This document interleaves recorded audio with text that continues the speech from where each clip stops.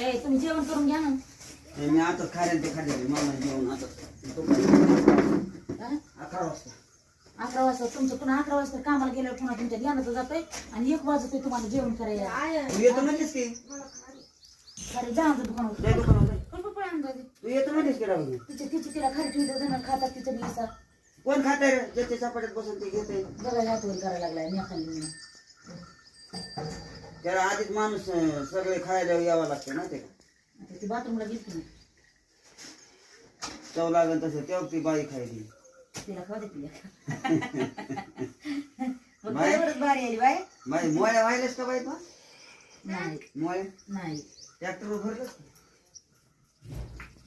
नाही आता एवढं होतं तर मी ट्रॅक्टर भरीत होतो ना असं एक उसने काही बी सांगतात माझ्या मामा काही बी सांगतात त्यांचं नको ऐकू काय.